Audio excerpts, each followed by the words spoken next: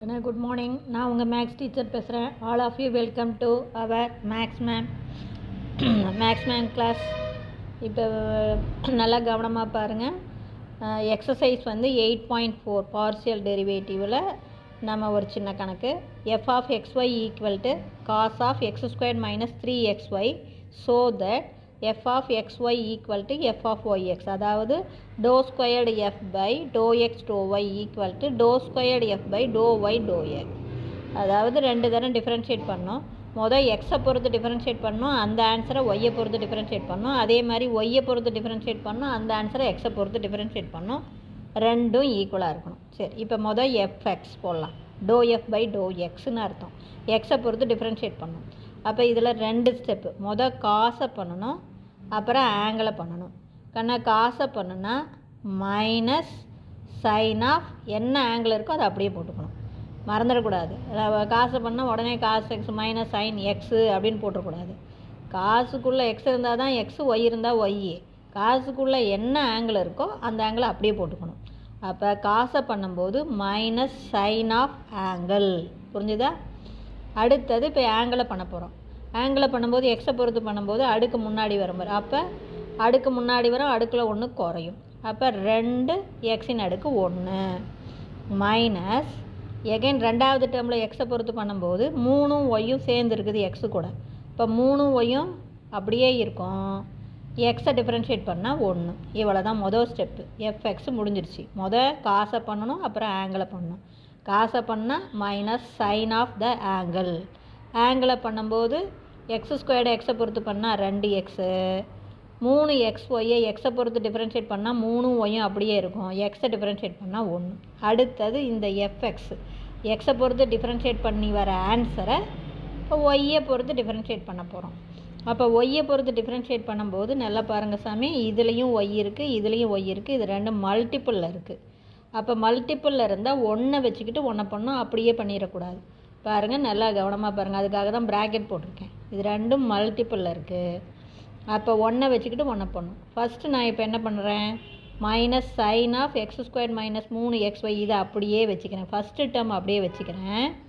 இந்த செகண்ட் டேர்மை எக்ஸை பொறுத்து டிஃப்ரென்ஷியேட் பண்ணும்போது ஒய்யை பொறுத்து டிஃப்ரென்ஷியேட் பண்ணால் இதில் ஒய் இல்லை, அதனால் இது 0 மைனஸ் 3 அப்படியே இருக்கும். ஒய்யை டிஃப்ரென்ஷியேட் பண்ணால் 1. புரிஞ்சுதா தங்கம்?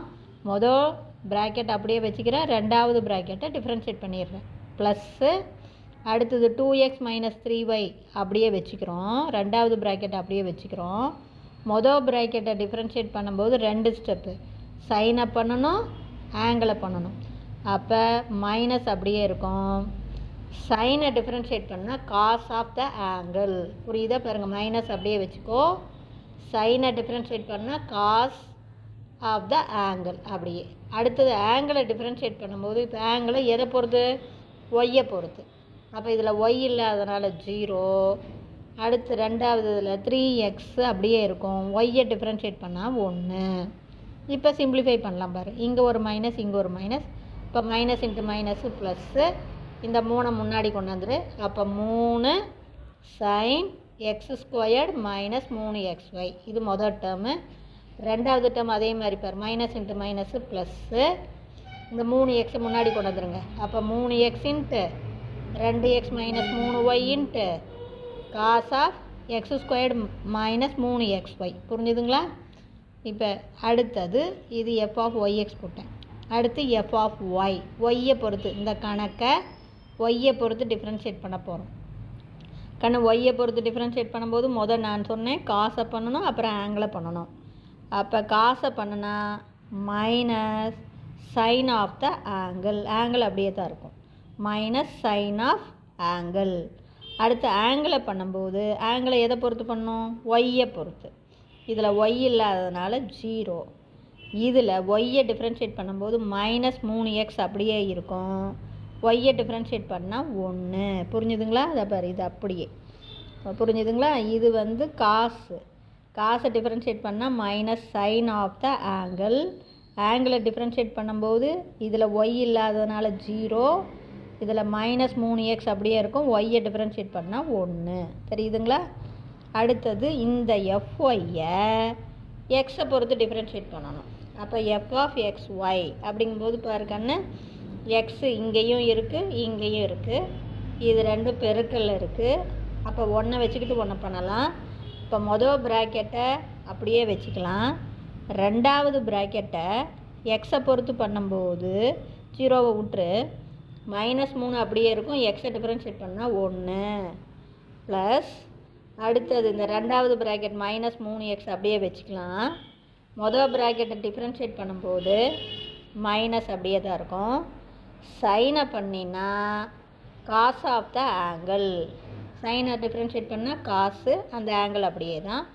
அடுத்தது சைனை விட்டுட்டு ஆங்கிளை பண்ணும்போது ஆங்கிளை இப்போ எதை பொறுத்து பண்ணோம், எக்ஸை பொறுத்து டிஃப்ரென்ஷியேட் பண்ணால் இது 2x மைனஸ் இங்கே எக்ஸை பொறுத்து டிஃப்ரென்ஷியேட் பண்ணும்போது 3y அப்படியே இருக்கும். எக்ஸை டிஃப்ரென்ஷியேட் பண்ணால் 1, அது போட தேவையில்லை. புரிஞ்சுதுங்களா? இது எக்ஸை பொறுத்து டிஃப்ரென்ஷியேட் பண்ணால் 2x, இங்கே எக்ஸை பொறுத்து டிஃப்ரென்ஷியேட் பண்ணால் 3yயும் சேர்ந்துருக்கிறதுனால அப்படியே இருக்கும். எக்ஸை டிஃப்ரென்ஷியேட் பண்ணால் 1, அப்போ 3y × 1ன்னு போட வேண்டியதில்லை அப்படியே. இப்போ சிம்பிளிஃபை பண்ணலாம் பாருங்கள். இங்கே ஒரு மைனஸ் இங்கே ஒரு மைனஸ், 3 முன்னாடி கொண்டாந்துருங்க. Minus into minus plus 3 sign x² - 3xy. அதே மாதிரி இங்கே பாருங்கள், minus into minus plus 3x, இதையும் முன்னாடி கொண்டாந்துருங்க. 2x - 3y into cos of x² - 3xy. Hence இதையும் பாருங்கள், கம்பேர் பண்ணுங்கள், ரெண்டு ஈக்குவலாக இருக்கும். அப்போ hence f of xy = f of yx proved. இவ்வளோதான். புரிஞ்சுதா கண்ணு? இது கொஞ்சம் ரொம்ப யோசனை பண்ணலாம் வேண்டியதில்லை, கொஞ்சம் கவனமாக பார்த்தீங்கன்னா போட்டுடலாம். இது டிஃப்ரென்ஷியேட், ஜஸ்ட்டு டிஃப்ரென்ஷியேட் என்ன பண்ணணும் அப்படிங்கிறது தான். இங்கே டிஃப்ரென்ஷியேட் பண்ணும்போது ஃபஸ்ட்டு காசை பண்ணணும், அப்புறம் ஆங்கிளை பண்ணணும். இவ்வளவு தான். காசை பண்ணும்போது minus sine of the angle, ஆங்கிளை பண்ணும்போது ஆங்கிளை எதை பொறுத்து பண்ணுற, எக்ஸை பொறுத்து. அப்போ இது 2x, இதில் எக்ஸை டிஃப்ரென்ஷியேட் பண்ணால் 1 ஆயிரும், 3yயும் அப்படியே தான் இருக்கும். அப்புறம் அடுத்தது எகைன் இந்த ஆன்சரை ஒய்யை பொறுத்து பண்ணும்போது ரெண்டு மல்டிபிள் இருக்குது, 1 வச்சுக்கிட்டு 1 பண்ணணும். மொதல் ப்ராக்கெட் அப்படியே வச்சுக்கோ. இந்த ரெண்டாவது ப்ராக்கெட்டை ஒய்யை பொறுத்து பண்ணும்போது இது 0 ஆயிரும், இது 3, ஒய்யை பண்ணால் 1, அவ்வளோதான். அடுத்தது ரெண்டாவது ப்ராக்கெட் அப்படியே வச்சுக்கோ. மொதல் ப்ராக்கெட்டை ஒய்யை பொறுத்து பண்ணும்போது மைனஸ் அப்படியே இருக்கும். சைனை பண்ணுனா cos of the angle into ஆங்கிளை பண்ணும்போது இதை பண்ணும்போது 2 ஸ்டெப்பு. சைனை பண்ணணும், ஆங்கிளை பண்ணணும். வெறும் சைனை மட்டும் பண்ணிவிட்டு விட்றக்கூடாது. அப்புறம் ஆங்கிளை பண்ணும்போது ஒய்யை பொறுத்து பண்ணால் இது 0 ஆயிரும், 3x -3x அப்படியே இருக்கும், ஒய்யை பண்ணால் 1, அவ்வளோதான். இப்போ சிம்பிளிஃபை பண்ணி போட்டுக்கணும். புரிஞ்சுதா கண்ணு? இதில் ஏதாச்சும் உனக்கு டவுட்டாக இருந்தால் கேளுங்க.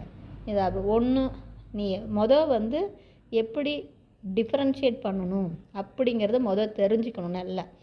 எது ஃபஸ்ட்டு ஸ்டெப் என்ன, செகண்ட் ஸ்டெப் என்ன, இப்படிங்கிறதெல்லாம் போடணும். அப்புறம் 1 வச்சுக்கிட்டு மல்டிபிளில் இருந்தால் 1 வச்சுக்கிட்டு 1 டிஃப்ரென்ஷியேட் பண்ணணும். இவ்வளவு தான், மற்றபடி ஒன்றுமே இல்லை.